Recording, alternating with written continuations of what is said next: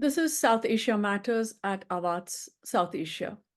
Pakistan is reported to have struck at hideouts of Baloch separatists inside Iran in an apparent retaliatory response to Iran striking at the bases of a Sunni militant group called Jaish-e-Adl inside Balochistan in Pakistan yesterday. With me today to discuss this unfolding story is Mr. Tilak Devasher, who is a member of the National Security Advisory Board, as well as an author. He has written several books on Pakistan, especially including one called The Pashtuns and another called The Balochistan Conundrum. Welcome to South Asia Matters, Mr. Devasher. Thank Let me you. begin by Thank you for having me. thank you for being on our show. And let me begin by asking you, what do you make of the sudden eruption in Iran-Pakistan ties? This is not the first time that they've had border problems along Balochistan. There's a long shared border there. Uh, how has it just burst out like this? I think Iran is reacting to the attack that took place earlier, a couple of weeks ago, where about 11 of their security personnel were killed, and that was suspected to be by the Jaish-e-Adl. And earlier, also, if you remember, in December, there was a strike at the grave of Soleimani. Yes. Yeah, where about large number of people had died. So I'm sure the leadership must be uh, have felt the need to show that they can react or they can look after themselves. Otherwise, you lose a lot of popular support where the government does not seem to be firm. And earlier too, also Iran has been warning Pakistan about the activities of Jaish-e-Adl, and Iran had also carried out strikes inside, low-key strikes inside Pakistan against Jaish-e-Adl. But this time they decided to go in a much larger and a more visible kind of a manner to send a signal back to their people and They also to haven't Pakistan. used they haven't used drones and missiles before. Exactly. They haven't done that in the past. And this was also deep, it's not just on the border as such, but this was deeper Panjgur. inside. Yeah, in Yes. Panjgur. So that is, I think that is, and also, Iran doesn't do anything in a knee-jerk manner. Iran is known to be, it's a civilizational state. It does everything very calculated. It must have calculated the cost and benefit analysis, the possibility of Pakistan retaliating. What then, they would have endgamed this, I think, and not just a knee-jerk thing. So that's the interesting thing that they considered everything and still they decided. And after all, let's not forget that Pakistan is a nuclear weapon state. And despite that, so the provocation for Iran must have been very serious. And they must have said that, this is about time we need to teach Pakistan that, you can't meddle around with us and think that there will not be a reaction. Pakistan and Iran are not exactly India and Pakistan, right? It's not the same kind of relationship. They've had a relationship that is at times tense, but it's overtly friendly. There's a lot of high-level exchanges. They are both Islamic nations. Of course, Iran is Shia and Pakistan is a Sunni country, but they have managed to, control these tensions, keep them under check, and they have carried on. Uh, so something has changed there. And how do you think this is going to unfold? Pakistan has also retaliated against Yeah, Iran, according to yeah, the reports. yeah, And as you said, Dawn has just confirmed, the Dawn newspaper in Pakistan has just confirmed these strikes. yeah. Where now after this? So, Pakistan is a majority Sunni country, but it has about a 20% Shia population. Yes. So, in fact, the worrying thing for Pakistan would be the implications of this kind of a scrap with Iran that will have on the sectarian harmony within Pakistan, because Yes. that could very easily go out of hand, especially if Sunni groups like the Lashkar-e-Jhangvi and others start targeting Shias, like they did in the past in Quetta, his Hazara Shias. So if the two of them pull back, that you've done one and we've done one, and let's call it quits, and the normal language, brotherly Islamic relations, we should talk and set up a committee for joint patrolling, and that is a normal kind of diplomatic thing. But Pakistan has also withdrawn its ambassador from Tehran and asked the Iranian ambassador not to come back. Apparently, he was in Tehran. Whether Iran had pulled him out knowing this is going to happen, I don't know, or whether he was there on a pre-scheduled kind of a thing. So the deterioration in relations has been pretty severe and rapid. Apart from this, military strikes, calling off all meetings. And the other thing to remember is that about 30% of the diesel in Pakistan is smuggled from Iran. Smuggled. Now, yeah, it's smuggled. Now, were Iran to sort of block this thing, like in the Pakistan has done to Afghanistan, Turkam border is closed for so many days. That will really seriously impact the energy requirements of Pakistan. I think these two things, the sectarian issue and what happens to the smuggling of fuel, especially diesel and petrol from Iran, do we see this escalation at this level?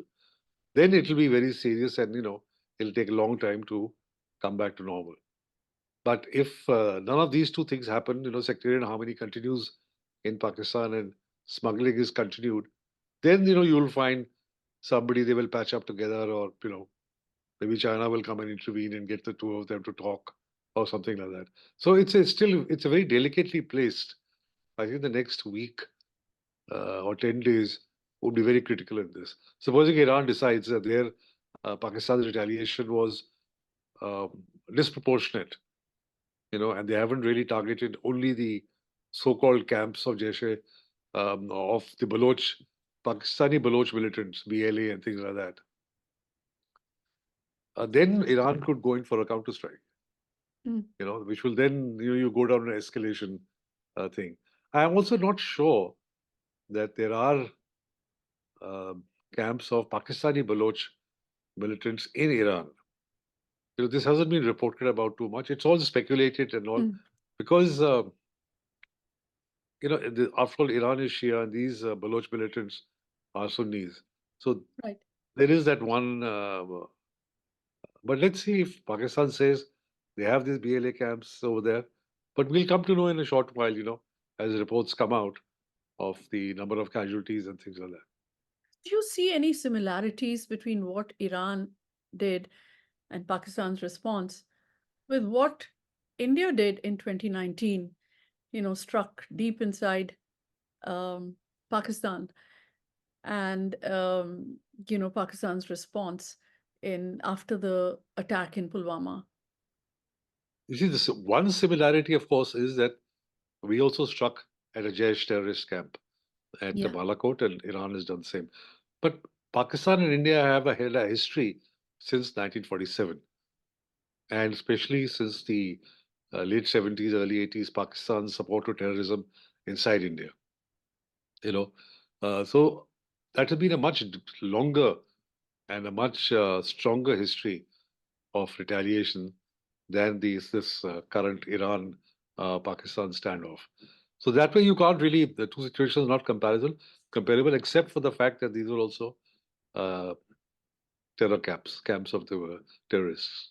So who exactly is Jaish-e-Adil? Not much is known about this group. It's a Sunni group. It's a religious group, and it's of course targeting, um, the Shia state. But it's also not Baloch separatist. It is unlike the Baloch Liberation Army, and it is unlike the Baloch Revolutionary Army, all those groups. So what is the difference? Can you please explain for our You see, viewers? the parent group of Jaish-e-Adal was a group called the Jundullah, and the leader was Abdul Malik Regi. And he just so happened that he was taking a flight for somewhere, flying over Iranian airspace. And Iran then forced a jet, the commercial airliner, to land in Iran. They took this guy off and they executed him. So thereafter, I think this was the successor organization of the Jundola called Jaish-e-Adil. What are its objectives? What Yeah, does I'll it just aim come to to that. do? So unlike the Baloch in Pakistan, who are also Sunni, but they're secular. The Jaish-e-Adil is more of a has a much more stronger religious orientation because they are feel that they are being persecuted by Iran because of the sectarian differences. The Shia Iran is targeting the Sunni Baloch. So in defense of that, so whereas they may not have articulated the separatist designs, but at the end of the day they will, because they find it difficult to live with the kind of persecution by a clerical regime in Iran, Shia regime. So So there, their aim is to separate the Balochistan part, the Sistan Balochistan province from Iran. So they're separatist in Iran, yes, not in Pakistan. Pakistan has its own separatists, Baloch Yeah. separatists. As Yes. you mentioned, the BLA, the BRA, and all Yeah. that. So that has been consistently going on since 1948, Yes. in one form or the other. That has been going on since then. But this is a much more recent thing because of the overt persecution of the Sunnis by the Shia regime in Iran.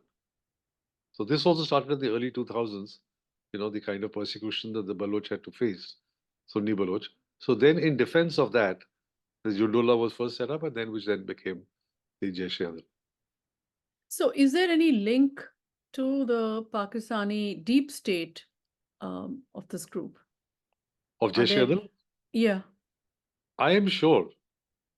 I'm sure. I mean, I have no information on this, but I assess that they were different. If they have camps in Balochistan, then certainly it will be in touch with the Pakistan deep state because Balochistan is a heavy militarized area. The security forces all over.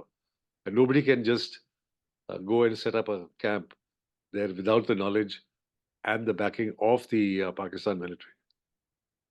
But BLA also has camps in Balochistan. So So, this is something new.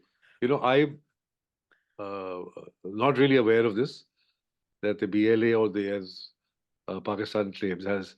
I don't think so. Pakistan has even articulated this openly, at least in the past. Now suddenly they mhm. say they've attacked these targets. So maybe they have, obviously they have information, but I was not aware of this, that there are such camps. And it would be unusual. I mean, not unusual, but for Iran to support, camps of Pakistani Baloch, so-called brotherly, you know, this Islamic State, I would find it a bit difficult to accept. Right. These strikes were launched at the same, Iran launched these strikes at the same time as it struck other targets, which it claimed to be fronts of Mossad in Erbil in Iraq, which is a Kurdish area, and they are separatist in Iraq, and Idlib in Syria. And it said that it had struck out at people that were American proxies, Israeli proxies in these areas, and the strike against Pakistan also came at the same time.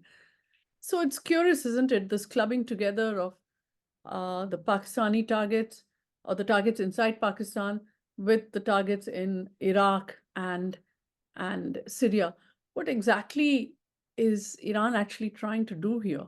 No, I agree with you that this is a major escalation. That you're picking up targets in Syria, you're picking up targets in Iraq, and in Pakistan, almost within 2 or 3 days of each other. Yeah. So it is a serious escalation on part of Iran, and that is something to uh, assess.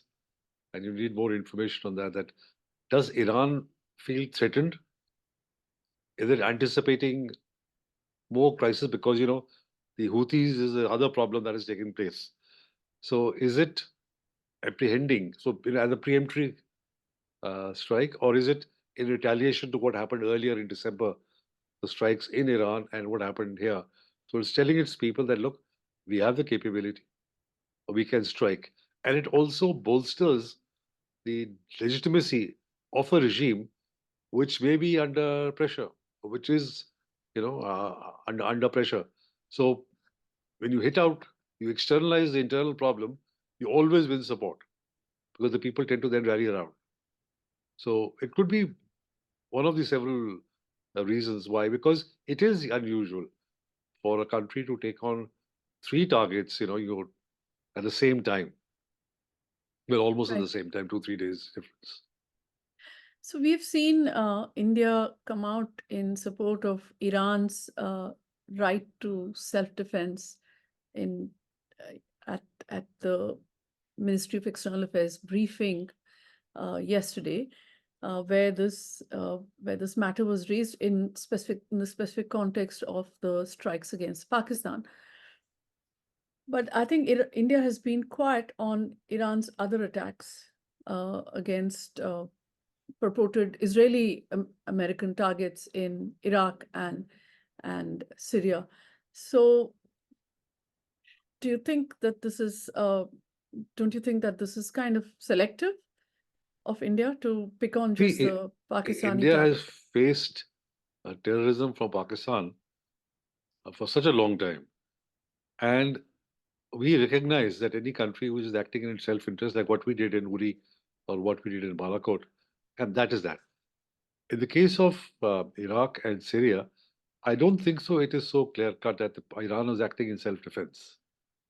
Possibly that's the reason why. I mean, I can't prejudge why the MEA didn't talk about that, but this is the only reason I can think of, that it's not clear as yet that it was an act of self-defense. Whereas in the case of Pakistan, I think anybody, being the victims of terrorism ourselves, so we have a very clear-cut thing that the right to self-defense is there.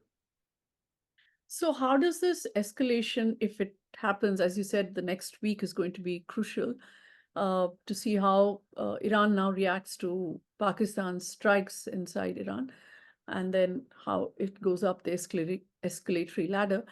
How do you think India might be affected by this escalation in the region?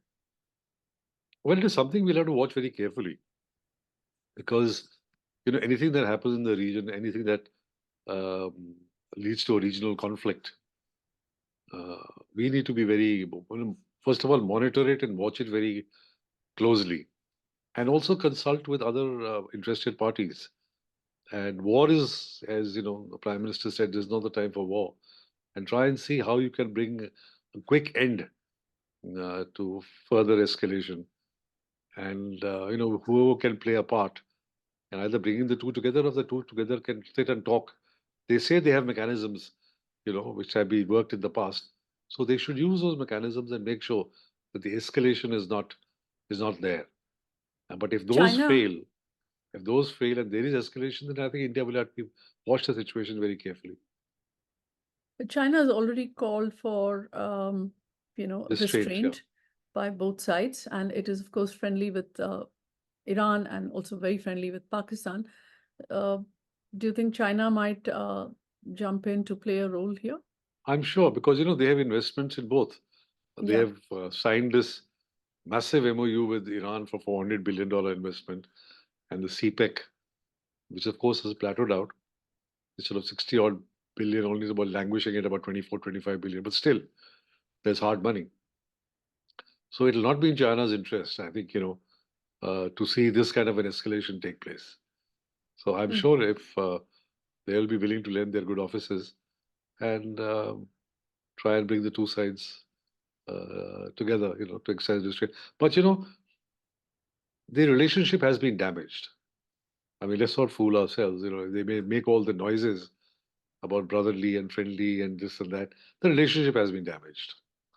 They will both look at each other very suspiciously for some time to come, at least, because of this. Because it shows that Pakistan has been supporting Iranian terrorist groups and giving them facilities. And if what Pakistan says is also true, then Iran has been supporting Pakistan terrorist groups, which is not a very healthy, you know, augury for a good relationship. And it's interesting, isn't it, that all this happened when External Affairs Minister S. Jaishankar was visiting Iran. That visit was significant for so many reasons, uh, but these strikes took place around the same time.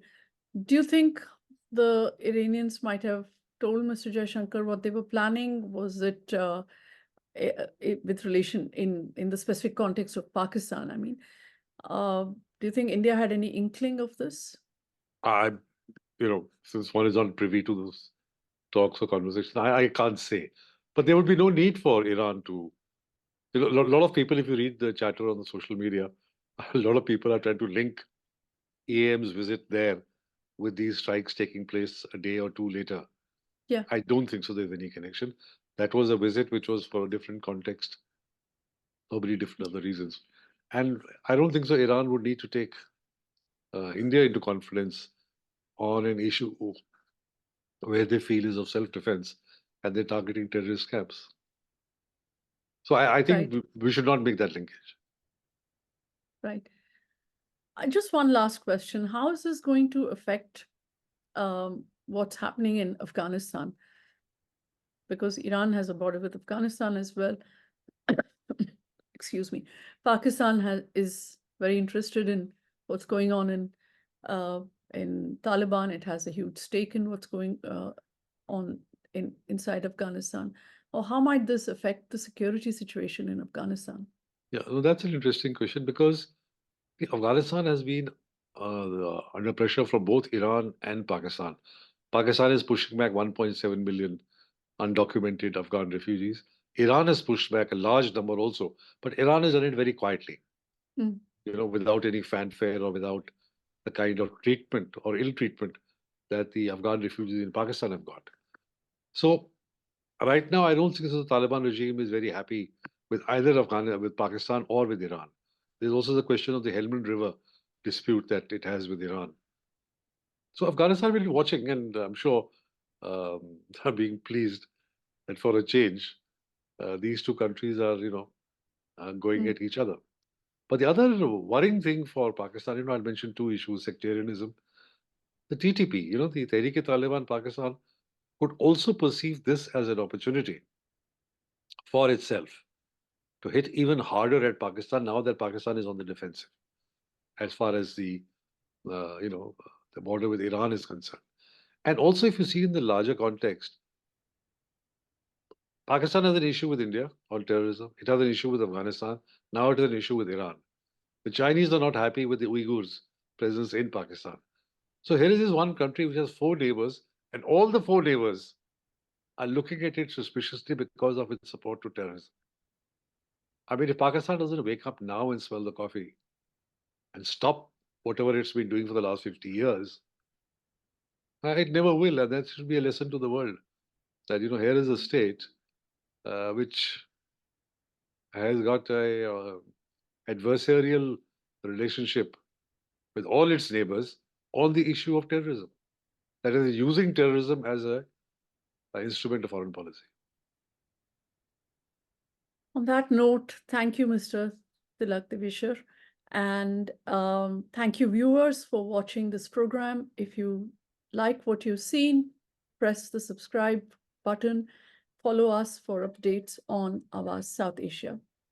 Thank you so much, Mr. Devasher. Thank you very much. Thank you for calling me and wish you and your channel all the best for the future. Thank you so much. Yeah.